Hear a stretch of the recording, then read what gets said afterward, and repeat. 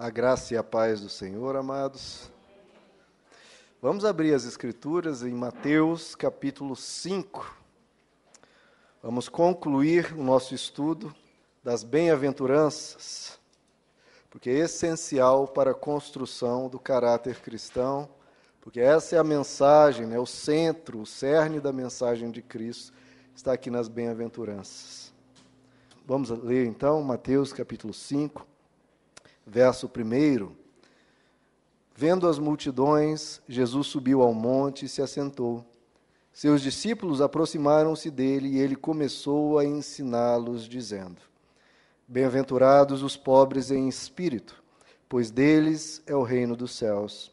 Bem-aventurados os que choram, pois serão consolados. Bem-aventurados os humildes, pois eles receberão a terra por herança.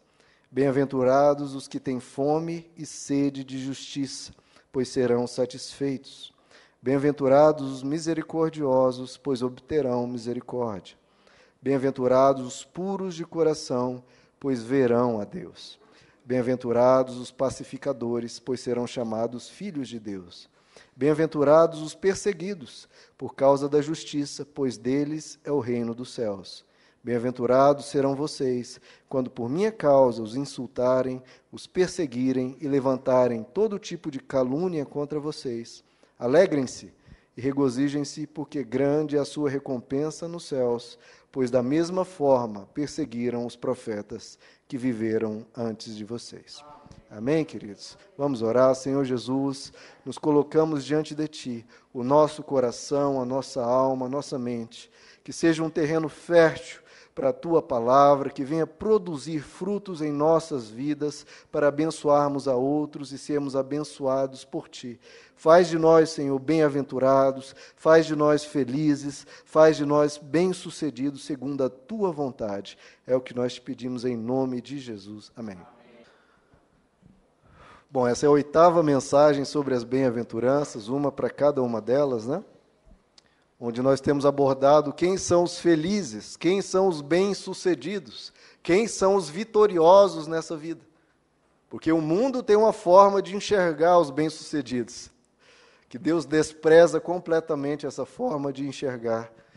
Jesus e Deus vê o mundo, vê a vida, vê o que é ser bem-sucedido de uma forma diferente.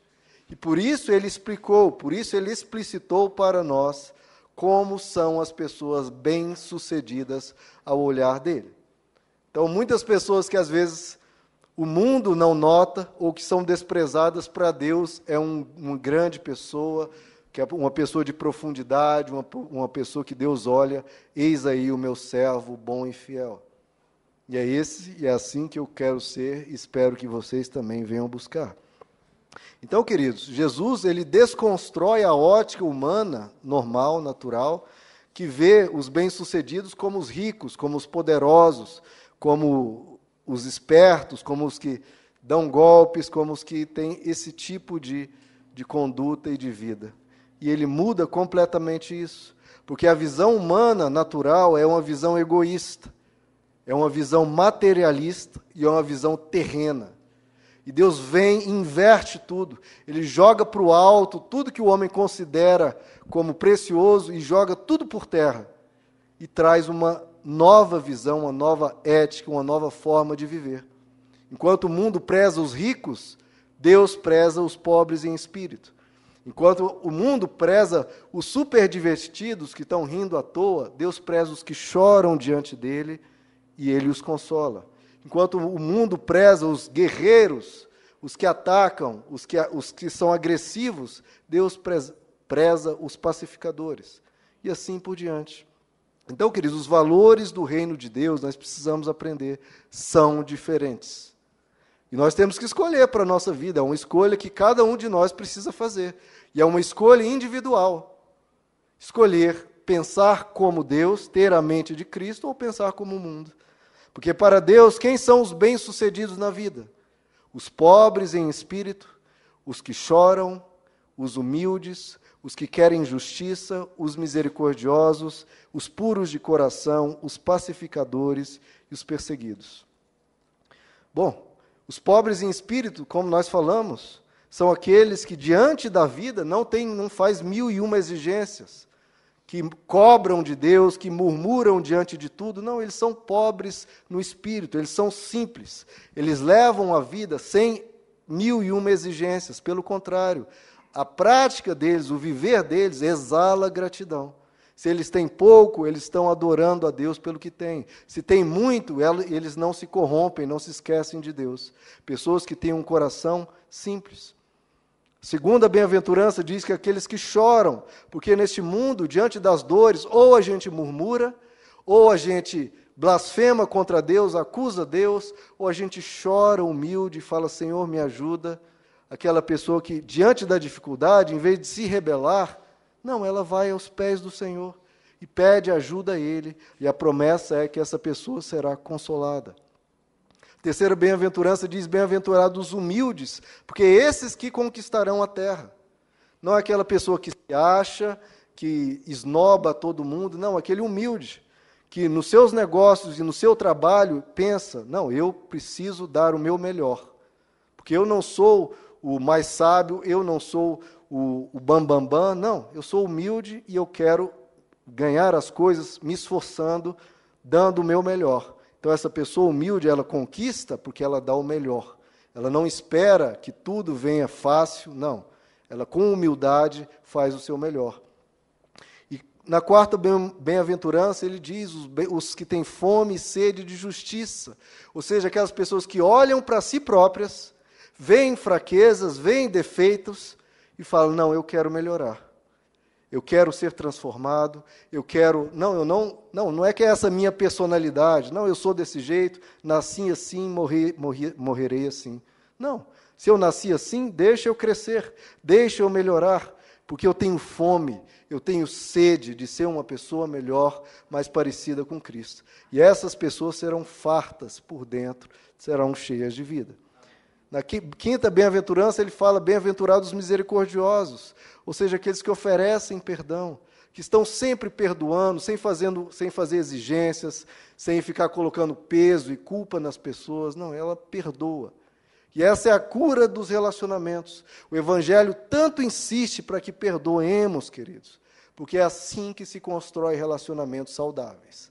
Fique buscando o culpado, fique acusando, fique ofendendo, e os seus relacionamentos vão ser doentes. Agora, se você perdoa, você será perdoado. Se você é misericordioso, você receberá misericórdia. E assim os relacionamentos vão ser muito mais leves, muito mais tranquilos. Então, é uma cura para os relacionamentos. Sexta bem-aventurança, os puros de coração. Aqueles que cuidam não apenas das atitudes, mas cuidam também da mente. Cuidam também do coração. Ela quer pensar melhor, quer desejar melhor, quer que o coração dela seja cheio de paz, seja de alegria, cheio de amor, e ela quer crescer por dentro também. A sétima bem-aventurança, ele diz, bem-aventurados os pacificadores. Pessoas que na vida elas estão acalmando os outros, estão acalmando os ânimos, estão buscando soluções pacíficas, sem guerras, sem contendas, sem discussões. Pessoas que você olha para ela e vê Cristo pela maneira mansa, pela maneira tranquila que ela conduz a vida. Essas são as 7 bem-aventuranças que nós já tratamos. É um número completo, né? As 7 bem-aventuranças. Agora, tem uma última bem-aventurança que nem parece uma bem-aventurança. Primeiro, porque não é algo que você faz. Né? As primeiras 7 são coisas ativas, que partem de você. A 8ª, não. É como o mundo, como as pessoas podem vir a te tratar. Olha só, leiam aí comigo, queridos. Verso 10. É uma bem-aventurança passiva, né? Não é o que você faz, é o que você pode vir a receber na vida. Bem-aventurados, felizes, os perseguidos, por causa da justiça, pois deles é o reino dos céus. Bem-aventurados serão vocês, quando por minha causa os insultarem, olha que coisa feliz, né? Os insultarem, os perseguirem e levantarem todo tipo de calúnia contra vocês. Alegrem-se e regozijem-se, porque grande é a sua recompensa nos céus, pois da mesma forma perseguiram os profetas que viveram antes de vós. Então Jesus está pegando uma situação absolutamente adversa, absolutamente contrária a nós, pessoas que estão nos perseguindo, pessoas que estão querendo o nosso mal, e Jesus disse: fique calmo, fique tranquilo, porque pode ser o número de pessoas que for contra você. Se Deus é por nós, quem será contra nós? Mais são os que estão conosco do que os que estão contra nós. Nós precisamos aprender isso, que podem ser 1000, podem ser 1 milhão de pessoas contra você. Decida estar do lado de Deus, porque você do lado de Deus é maioria. Você trocar Deus porque a maioria vive diferente, é isso que Jesus está dizendo. Todas essas primeiras 7 bem-aventuranças, o mundo não vive. O mundo pensa diferente. E você vai escolher estar do lado da maioria, e talvez estar em paz com todos, ou vai escolher estar do lado de Deus e, com isso, sofrer as adversidades que podem vir. Escolha estar do lado de Deus, não interessa o que venha por causa disso, mesmo se você vier a ser perseguido por causa da justiça. Vamos ver aqui alguns pontos, queridos. Primeiro, Jesus diz: bem-aventurados se vocês forem perseguidos, quando lhes insultarem, etc., por minha causa. Então, não é basicamente ser perseguido ou ser insultado. Não, é se for por causa dele. Por que é importante isso, queridos? Porque muitos crentes, muitos evangélicos, eles são perseguidos ou são insultados não por causa de Jesus, mas porque são pessoas inconvenientes, porque são pessoas chatas, porque são pessoas legalistas, que estão sempre acusando os outros. Ó, aquele pecador, ó, aquele ímpio, ó, aquela pessoa lá, e fica apontando o dedo. Muitas pessoas vêm para a igreja, aprendem coisas boas, mas usa isso não para se transformar, mas para acusar os outros, para apontar o dedo e para falar mal de pessoas. E não é isso que a palavra de Deus nos ensina. A palavra de Deus condena completamente que você fale mal dos outros. O que a palavra nos ensina é examinarmos a nós mesmos. Agora, para os outros, você ora, você abençoa, você aconselha se pedirem, mas não acusar, não tratar mal. E tenham cuidado, queridos, de não colocar nas pessoas uma pregação legalista. Porque geralmente os crentes vêm para uma pessoa que ainda não conhece Jesus e diz: ah, você tem que largar o pecado, ah, você tem que largar isso, ah, você tem que parar com isso. E tem mesmo. Mas não é assim que você fala com a pessoa. Você tem que mudar para Deus te abençoar. Não, queridos. O certo é: vem para Jesus, venha, do jeito que você está, venha, Ele te abençoa e Ele te quer. E aí, Ele vindo, deixa que o Espírito Santo mude essa pessoa no processo, na caminhada, da forma dele. Porque o que a gente fala é: mude, e aí venha. Não, mas... E é o contrário, é venha e Ele te muda. Deixa Deus mudar as pessoas, queridos. Não fica colocando peso, não fique acusando, não. Traga as pessoas, fale do amor de Deus. E aí ela vem, vai ouvindo a palavra, o Espírito Santo vai convencendo ela lentamente do pecado, da justiça e do juízo. Deixa a obra de transformação ser feita pelo Espírito Santo. Porque essa é a mudança real, essa é a mudança verdadeira. O segundo ponto é que os evangélicos muitas vezes são implicantes, são incômodos. 80%, aí um chute, mas eu creio que 80%, a maioria das perseguições que hoje se sofre, é por causa de que os crentes estão sendo inconvenientes, implicantes. Então, os cristãos, às vezes, em vez de ajudar a converter, estão criando obstáculos para que as pessoas venham à igreja. Obstáculos para elas e vai entristecer também a ela própria. Alguns dizem assim: o diabo está furioso comigo, porque eu sempre falo a verdade. Não, queridos, não é o diabo que está furioso, são as pessoas próximas, furiosas com a falta de educação e com a impertinência. Você, às vezes, se metendo em algo para o qual não foi chamado. Francisco de Assis, eu citei pela manhã e cito muito isso, ele nos ensina assim: evangelize sempre, sempre, e de vez em quando use palavras. Porque a forma de você apresentar Cristo é com a sua vida. Porque palavras é muito bonito. Agora, vida só é produzido por algo real. Então, anuncie Cristo com o seu viver. com a sua forma de lidar os problemas. Quando você for perseguido, você está alegre. Isso mostra o quê? Mostra algo completamente diferente. Mostra algo não usual. Mostra algo inesperado e mostra algo sobrenatural. E você mostra isso com o seu viver. Abra comigo, queridos, 1 Pedro, capítulo 3. Quando for por minha causa, que Jesus diz. 1 Pedro, capítulo 3, vejamos o verso 15, queridos. Olha como você fala, como você anuncia Jesus, de uma forma que não seja inconveniente, não seja incômoda, mas seja uma forma que Deus quer que você o faça, né?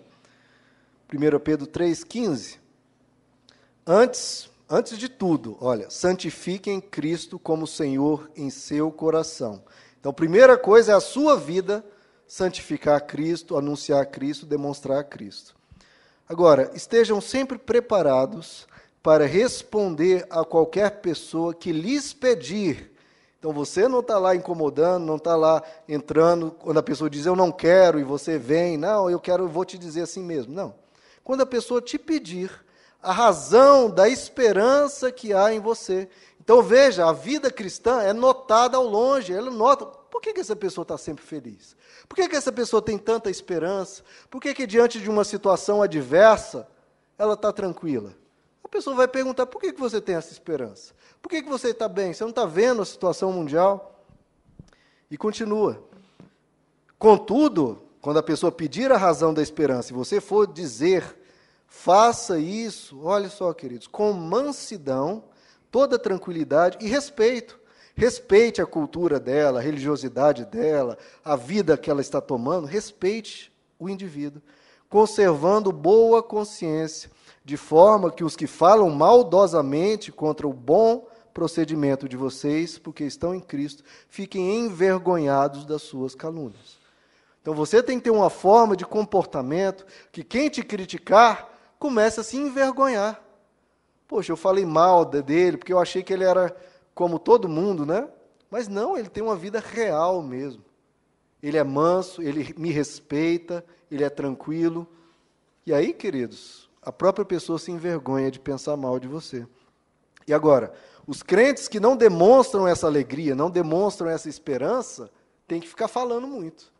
Agora, o cristão que mostra na vida dele quem ele é, que está sempre com esperança, sempre manso, sempre tranquilo, sempre feliz, essa pessoa vai ser abordada e perguntada, por que essa esperança? E aí você fala com mansidão e respeito.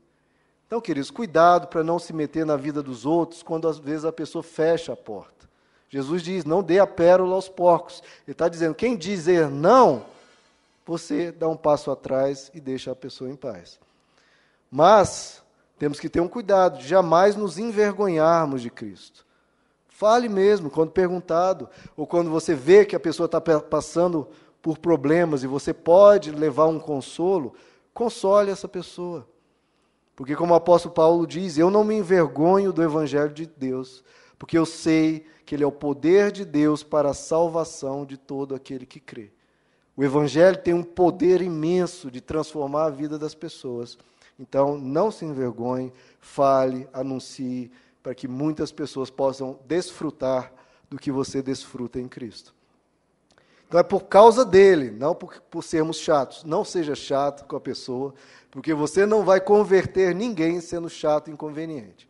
Pelo contrário, o que você vai fazer é afastar muito e muito mais. Então, não desconverta pessoas que talvez estejam quase se convertendo, por causa de chatice ou de ser inoportuno. E aí Jesus diz, quando eles os perseguirem, quando os insultarem, quando criticarem você, mantenha-se firme e forte. Então, a primeira coisa que Jesus diz, as bem-aventuranças, as 7 que nós citamos, são características do seu caráter, que você precisa ir construindo, crescendo na vida cada vez mais. Mas Jesus conclui com essa 8ª para deixar bem claro, para mim e para você, não é porque você se tornou uma pessoa melhor, um trabalhador melhor, um parente melhor, um amigo melhor, não espere que com isso, por fora, venha só bonanças. Não. Você pode melhorar e muito, mas ainda assim as pessoas não compreenderem, e as pessoas te acusarem, e as pessoas te desejarem mal. Porque muitas pessoas põem isso. Bom, eu vou melhorar porque com isso todo mundo vai ver, todo mundo vai me elogiar, todo mundo vai me querer bem, todo mundo vai me jogar para o alto, todo mundo vai me aplaudir. Pode acontecer, mas pode não acontecer. E a pergunta que Jesus faz é: você só vai fazer se estiver condicionado a aplausos? Você vai só melhorar e crescer e me seguir se você for receber elogios por causa disso? Então você serve a justiça ou você serve os aplausos? Ao que está condicionado o seu seguir de Cristo? Então Jesus fala: me siga de forma não interesseira. Me siga de graça. Mesmo se não for receber nada, mesmo se for ter problemas por causa disso, me siga. Jesus deixou bem claro, queridos, a religiosidade às vezes ensina: olha, vem para Jesus e vai ser um mar de rosas, a vida vai ser linda. E Jesus diz: nesse mundo nós teremos aflições. Isso é inegável, queridos. Agora, se nós permanecermos em Cristo, nós vamos estar com Ele, e é isso que mais importa. Abra comigo, queridos, 1 Pedro capítulo 3, verso 13. Quem há de maltratá-los, olha a pergunta, quem há de maltratá-los se vocês forem zelosos na prática do bem? Né? Se você está fazendo só o bem, por que alguém vai te tratar mal? Apesar dessa pergunta ser tão lógica, ele diz: todavia, mesmo que venham a sofrer porque praticam a justiça, ele diz o mesmo de Jesus: vocês serão felizes, vocês serão bem-aventurados. Não temam aquilo que eles temem, não fiquem amedrontados. Então, queridos, o que nós precisamos aprender é: não tenha medo de ser perseguido, tenha medo de perseguir, porque aí é você que é o mal da história, e aí é você que abandonou a Deus. Não tenha medo de receber o mal, tenha medo de fazer o mal. É isso que nós precisamos recear, é isso que nós precisamos dar um passo atrás. Porque ser perseguidos, isso não está sob o nosso domínio, sob o nosso controle. Agora, perseguir ou fazer o mal, é isso que nós devemos temer. Olha o verso 17, aí de 1 Pedro 3. É melhor sofrer, né? Porque a nossa escolha, se nós vamos sofrer, Jesus já disse, teremos aflições. Você pode escolher sofrer fazendo o bem ou sofrer fazendo o mal. E ele diz, é melhor sofrer por fazer o bem. Se for da vontade de Deus, veja só, pode até ser da vontade de Deus, você sofrendo, do que por fazer o mal, pois também Cristo sofreu pelos pecados, uma vez por todas, o justo pelos injustos, para conduzir-nos a Deus. Então, sofrimento, o mundo sempre trará às pessoas. Agora, você pode escolher sofrer estando do lado do bem ou estando do lado do mal. Escolha de cada um de nós. Agora veja o capítulo 4, queridos. Passa uma página aí. Verso 19. Por isso mesmo, aqueles que sofrem de acordo com a vontade de Deus. Então, quem diz, queridos, essa bobagem, quem está em Cristo jamais vai sofrer. Não. Pode sofrer, às vezes, de acordo com a vontade de Deus. Agora, qual que é a nossa reação diante disso? Devem confiar sua vida ao seu fiel Criador e praticar o bem.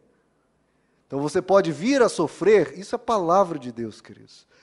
De acordo com a vontade de Deus, se for da vontade de Deus, e diante disso o que você faz? Você se rebela, você acusa Deus, pergunta, por que Deus? Por que o Senhor permitiu? Queridos, a resposta para isso, nós vamos descobrir talvez um mês depois, um ano depois, ou às vezes só na glória eterna.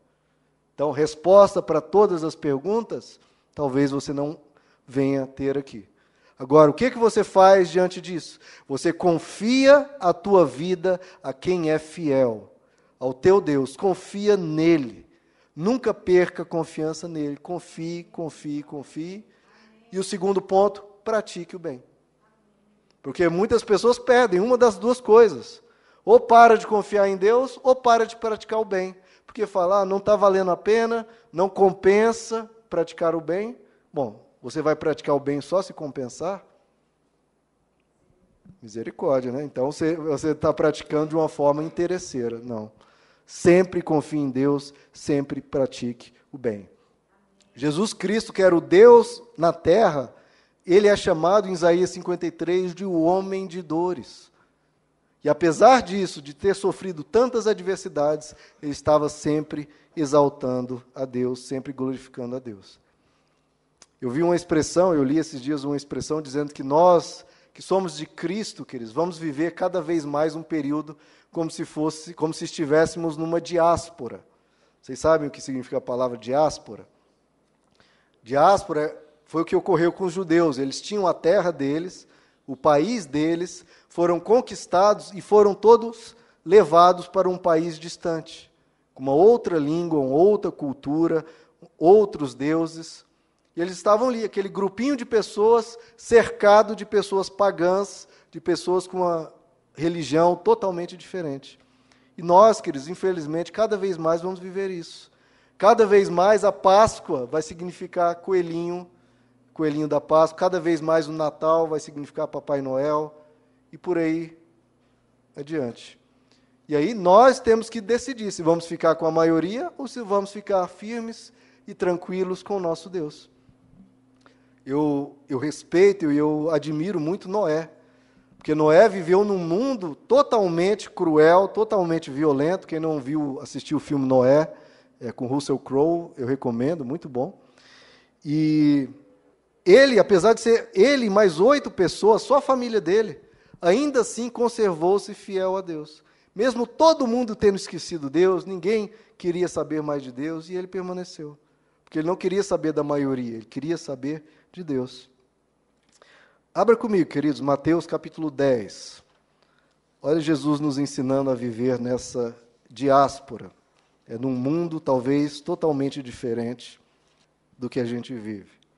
Mateus 10, verso 16. Olha o plano de Deus, queridos. Olha que interessante. Olha o plano de Deus. Eu os estou enviando como ovelhas entre os lobos. Olha aqui para mim. Isso é loucura, né, queridos? Já pensou? Tem um bando de lobos ali, um grupo grande de carniceiros, violentos, cruéis. E qual que é o plano de Deus? Vamos enviar as ovelhas mansas, inofensivas, tranquilas, pacíficas, para ir lá no meio dos lobos. Olha a loucura de Deus, mas como o Evangelho diz, né, a loucura de Deus é mais sábia que a sabedoria dos homens. Então ele está nos enviando para um mundo que tem muitos lobos, que tem adversidades, que tem dificuldades. Mas é melhor ser uma ovelha do grande pastor do que ser um lobo e ser uma pessoa violenta. Agora, o que ele nos aconselha? Vocês vão estar no mundo cheio de lobos, não os imite. Não comecem a comer carne, não comecem a se matar. Porque muitas vezes a gente aprende isso com o mundo, aprende palavrões, aprende comportamentos imorais. Não, a ovelha tem que se conservar ovelha. A ovelha não é para andar com os lobos e falar, eu quero ser como lobo, eu quero ser radical, eu quero ser agressivo. Não, queridos, radical é ser uma ovelha, ainda mais no meio dos lobos. Ainda mais ser parecido com Jesus. Tem coisa mais radical do que você viver como Jesus? Nada é mais desafiador e nada é mais lindo do que ser uma ovelha de Jesus. Mas, se é uma situação tão louca, né, uma ovelha no meio dos lobos, ele nos dá alguns conselhos. Ainda bem. E eu acho que muitos de nós não estão aprendendo esses conselhos dele. Vamos ver o que ele nos aconselha. Verso 17. Não, ainda 16. Eu os estou enviando como ovelhas entre os lobos. Portanto, já que é uma situação tão estranha, tão perigosa, sejam astutos ou espertos, como as serpentes, e sem malícia, como as pombas. Ou, em outras traduções, prudentes como as serpentes e simples como as pombas. Então, olha só, queridos, o que Jesus nos ensina? Nesse mundo, a gente pode ser perseguido, pode ser atacado, pode ser ofendido. A primeira coisa que ele já falou, né, que nós já lemos em 1 Pedro, é manter a confiança em Deus e continuar praticando o bem. Então, mantenha a sua atitude de simplicidade. Mantenha a sua inofensividade. Não incorpore em você a prática, a agressividade ou a maldade das pessoas. Não. Conserve-se pacífico como uma pomba. Seja simples como uma pomba. Isso já é mais natural para a ovelha. Agora ele diz, ovelhas, uma coisa vocês precisam aprender da serpente. A serpente não imite em nada, mas uma coisa vocês precisam aprender. Sejam astutos, ou sejam espertos, sejam prudentes como a serpente. Porque a serpente, ela está sempre vigilante, ela está sempre atenta com o que está acontecendo. Ela olha para os dois lados, ela pensa antes de ir numa certa direção, ela está sempre pronta para se defender. Então nós temos que ter essa esperteza. Porque às vezes os crentes pensam assim, não, Deus está comigo, eu vou assinar aqui esse negócio, aqui esse papel, eu vou fechar esse acordo, porque Deus está comigo, Deus vai me abençoar. Assina e acabou de ser enganado. Acabou de perder um dinheiro, acabou de perder um bem. E Jesus deixa bem claro, vocês precisam ser espertos, vocês precisam estar atentos, precisam ser prudentes. Usem da sabedoria, pensem duas vezes, porque vocês estão num mundo que, por mais que você pratique todas as bem-aventuranças, seja uma pessoa com um caráter cristão elevado, ainda assim o mundo vai querer te passar para trás. E pelo contrário, aí que quando vê uma pessoa pacífica, vê uma pessoa mansa, já pensa, ali o trouxa, ali o bobinho, ali o tolo, aquele ali vai ser fácil passar, dar um golpe, pegar tudo dele. E o cristão, ele tem que estar esperto, tem que estar atento, seja prudente, porque você está no meio de lobos. É o que a gente cansa de ver aí na TV, pessoas corruptas e desonestas. Então fique atento, ser cristão não é ser bobo. Não, humildade não tem nada a ver com você cair na lábia das pessoas. Seja prudente como a serpente. E aí ele continua. Veja o verso 17. Então, tenham cuidado, ele insiste. Vigie, né, que Jesus tanto diz, vigie, tenham cuidado, pois os homens os entregarão aos tribunais e os açoitarão nas sinagogas dele. Então Jesus deixa claro, vocês podem vir a ter problemas. Por minha causa, vocês serão levados à presença dos governadores e reis, como testemunhas a eles e aos gentios. Então, isso aqui ocorreu na época dos apóstolos, né? Agora, olha o verso 22. Todos odiarão vocês por minha causa. Infelizmente, pode ocorrer isso, né? Mas aquele que perseverar até o fim será salvo. Então, nosso objetivo, queridos, é perseverar. Em Filipenses 1, o apóstolo Paulo diz, não se deixe intimidar pela maldade lá fora, pela forma de viver lá fora, não se intimide. Pelo contrário, a vocês foi dado o privilégio de servir a Cristo, de crer nele e de também sofrer por causa dele. Voltem aí, queridos, vamos para Romanos capítulo 8, algumas páginas aí à frente. Romanos 8, olha o que Deus espera de nós, queridos. Romanos 8, vamos ao verso 35. Quem nos separará do amor de Cristo? Alguém aí pode te separar do amor de Cristo? Que seja uma verdade na sua vida, o que ele diz, ó. Será a tribulação que vai me separar de Cristo? Eu não. Será a angústia? Não, pelo contrário, eu vou me aproximar mais dele, porque eu estou precisando dele. Ou perseguição, ou fome, ou nudez, ou perigo, ou espada. Porque tem gente, queridos, que se sofrer qualquer uma dessas coisas, fala, tchau, Jesus, não quero mais. E o apóstolo Paulo diz, quem vai me separar? Nada disso me separa. Como está escrito, por amor de ti, se for necessário, enfrentamos a morte todos os dias, somos considerados como ovelhas destinadas ao matadouro. Mas em todas as coisas, somos mais que vencedores por meio daquele que nos amou. Então, queridos, não deixe nada te separar de Cristo. Nada. Angústia, problema, como eu falei pela manhã. Problemas vêm e depois vão. Permaneça em Cristo que o consolo virá. Por essa pregação de triunfalismo, você vai sempre vencer, não vai ter problema nenhum, que surge uma massa de pessoas desviadas e decepcionadas com Deus. Bastava permanecer um pouquinho mais e essas pessoas veriam o socorro de Deus, né? Agora vamos comigo para Hebreus 11, queridos. Hebreus 11, a realidade, né, da vida muito bem expressa aqui. Hebreus 11, verso 32. Aqui o capítulo todo ele vai listando todos os heróis, né, todos os personagens do Antigo Testamento. E no verso 32 ele diz: que mais direi? Não tenho tempo para falar de Gideão, Baraque, Sansão, Jefté, Davi, Samuel e os profetas, os quais, pela fé, olha só o que eles fizeram, conquistaram reinos, praticaram a justiça, alcançaram o cumprimento de promessas, fecharam a boca de leões, apagaram o poder do fogo, escaparam do fio da espada, da fraqueza tiraram força, tornaram-se poderosos na batalha e puseram em fuga exércitos estrangeiros. Houve mulheres que pela ressurreição tiveram de volta os seus mortos. Então isso aqui pode acontecer com a ajuda de Deus, com a bênção de Deus, com o apoio de Deus. Mas ele continua, aí, de novo, queridos, como o evangelho é real, o milagre acontece, mas às vezes também, veja só, uns foram torturados e recusaram ser libertados para alcançar uma ressurreição superior. Outros enfrentaram zombaria e açoites. Outros ainda foram acorrentados e colocados na prisão, apedrejados, cerrados ao meio, postos à prova, mortos ao fio da espada.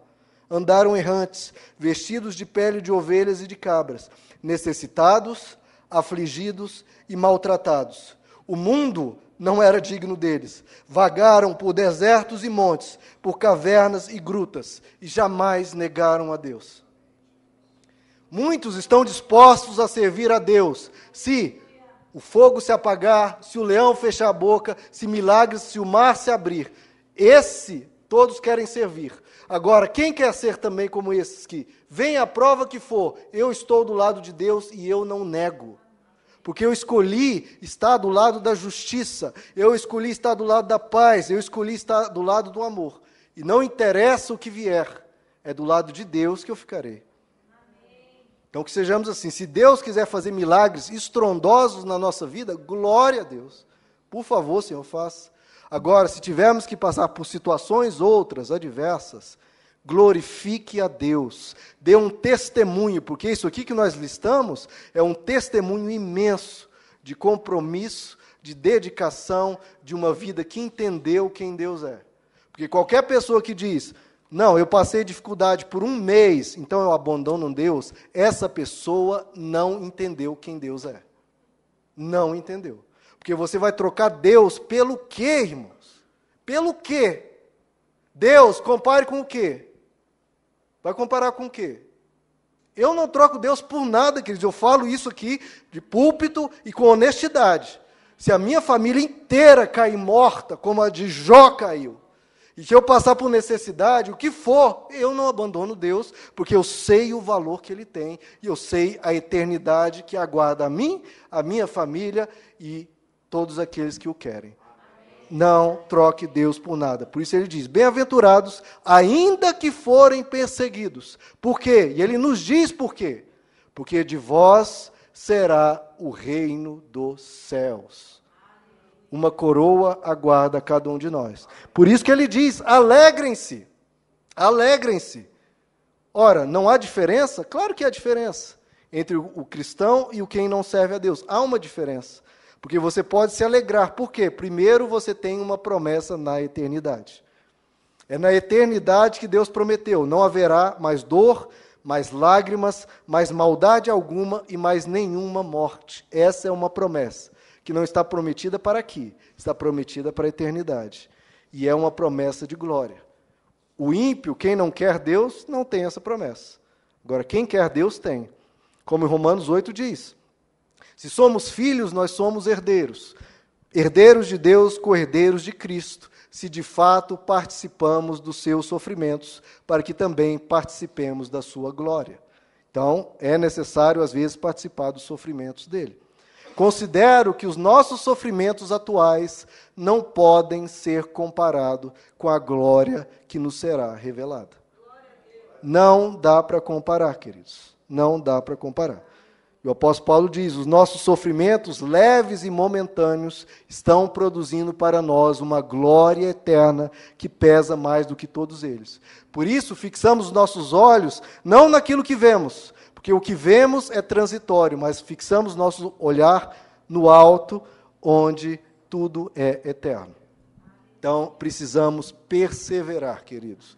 Perseverar diante do que houver. Veja comigo agora Tiago, capítulo 5. Então, nós temos por que nos alegramos? Primeiro, que temos uma promessa eterna. E segundo, porque nós temos uma guarida em Deus aqui na terra também. Tiago 5, verso 10. Irmãos, tem os profetas, como Jesus citou na bem-aventurança, tem os profetas que falaram em nome do Senhor como exemplo de paciência diante do sofrimento. Então, como já falamos, o que você tem que ter diante do sofrimento? Paciência, confiar em Deus, continuar praticando o bem. Tenha paciência.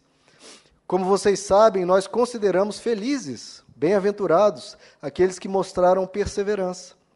Vocês ouviram falar sobre a perseverança de Jó e viram o fim que o Senhor lhes proporcionou. O Senhor é cheio de compaixão e misericórdia.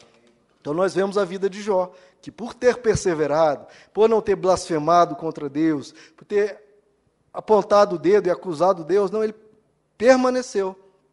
Ele aguardou, ele sofreu com paciência. E depois vem o consolo, como diz a segunda bem-aventurança. Bem-aventurados que choram, porque serão consolados. Então, diante da paciência, do sofrimento, tenha paciência, porque o refrigério de Deus, uma resposta de Deus sempre vem. Então, nós temos também essa promessa, essa diferença, que o nosso final é diferente do que daqueles que não têm o Senhor. Uma outra promessa que nós temos é isso aqui, aqueles que estamos vendo. Jesus diz, se alguém precisar ou for abandonado por família, pai, mãe, irmão, etc., aqui na terra receberá 100 vezes mais irmãos, irmãs, filhos e pais, porque nós recebemos uma família especial, que é a família de Deus, onde oramos um pelos outros. E ele diz, e com eles perseguição, e na era futura a vida eterna. Então, essa é a nossa promessa. E, queridos, além disso, nessas perseguições, nesses períodos de adversidade, nós temos a oportunidade de fortalecer o nosso caráter. Em Tiago 1, ele nos diz, considerem motivo de grande alegria o fato de passarem por diversas provações, porque vocês sabem que a prova da sua fé produz perseverança. Então, é nesses momentos que você mostra e você demonstra quem você é. Porque na bonança, na alegria, todo mundo está feliz, todo mundo está alegre. Tanto quem tem Deus, quanto quem não tem Deus. Agora, quem tem Deus, na hora da tribulação, ele mostra a força e o poder de Deus dentro dele. Ele tem essa oportunidade de mostrar a pujança, a força dele. Eu estava lendo essa semana, comecei a ler o livro de Agostinho, Cidade de Deus, um dos maiores clássicos da literatura mundial, Isso é considerado mesmo por não cristãos. E eu quero ler um trecho aqui, queridos, que eu achei belíssimo do que ele fala, dessa questão de tanto os bons quanto os maus sofrem. Indiscriminadamente a gente sofre. Agora ele mostra qual que é a diferença. Olha só o que ele diz. Agostinho, ano 400, lendo algo aqui de 1.600 anos atrás, nosso irmão que está lá na glória. Apesar, Agostinho diz, de os bons e os maus sofrerem coisas parecidas, que é o óbvio, todo mundo enxerga isso. Não devemos supor que não há diferença entre eles, porque não há diferença naquilo que sofrem.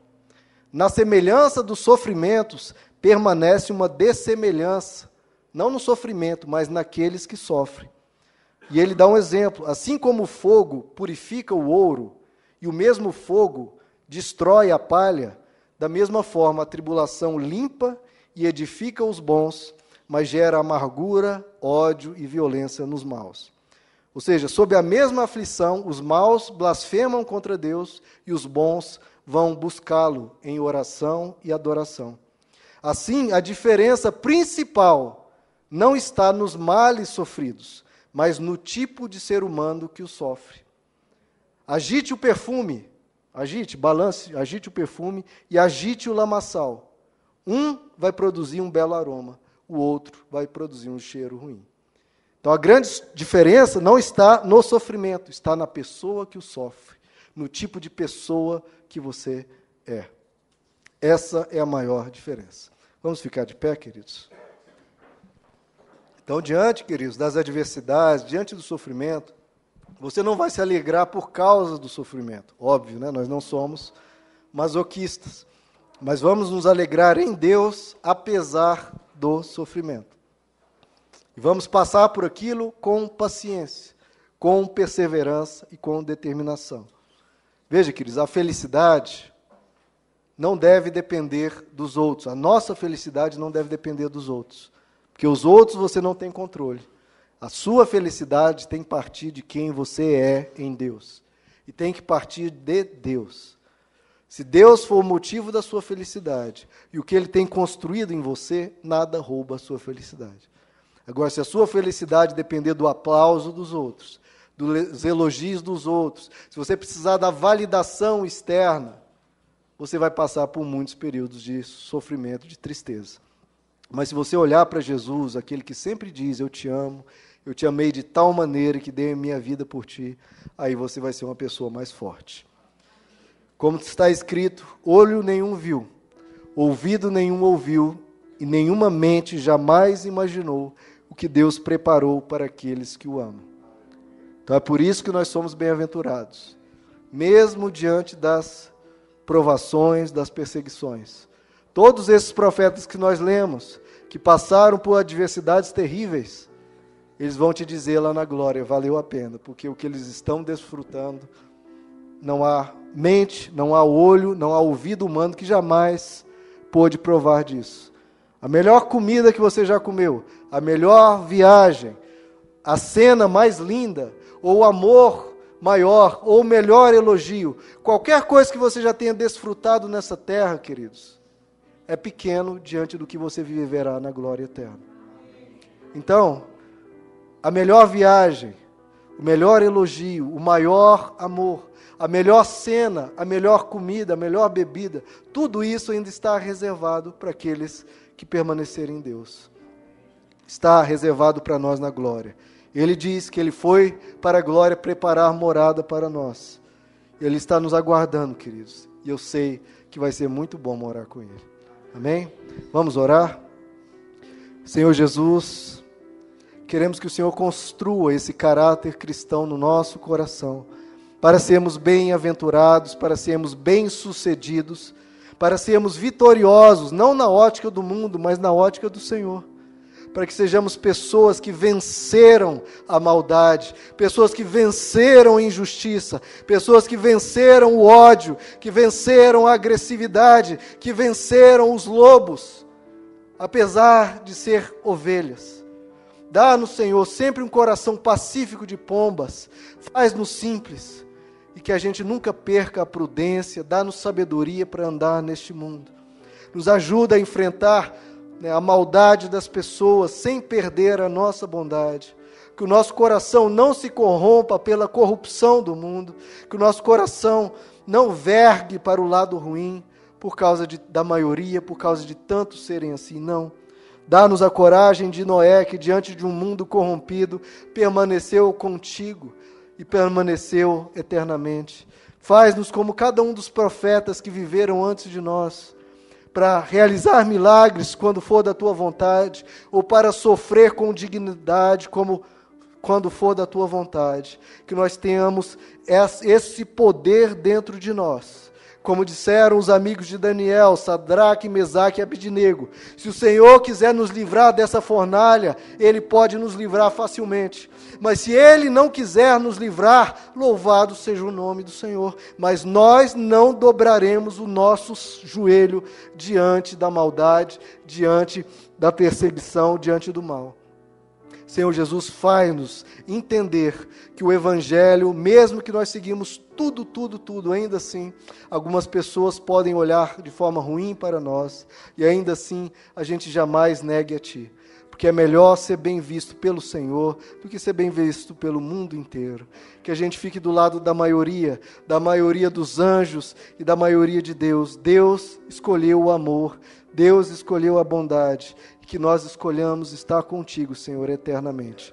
Nos ajuda a enfrentar toda adversidade com coragem, nos ajuda a enfrentar toda tribulação com força, nos dá paciência para suportar o sofrimento, dá força a cada um aqui, aqueles que estiverem com os joelhos fraquejando, que o Senhor fortaleça nessa noite, se aqueles que estão como uma cana quebrada, ou como um pavio que fumega, que o Senhor acenda a nossa força, que o Senhor fortaleça cada um aqui, Senhor, com o Teu poder, com o Teu Espírito, o Senhor dê coragem para dar mais um passo, para enfrentar mais um dia, aguentar a tempestade mais um pouco, para que o dia de bonança, o dia da Tua ação sobre nós, possa chegar até nós. Amém.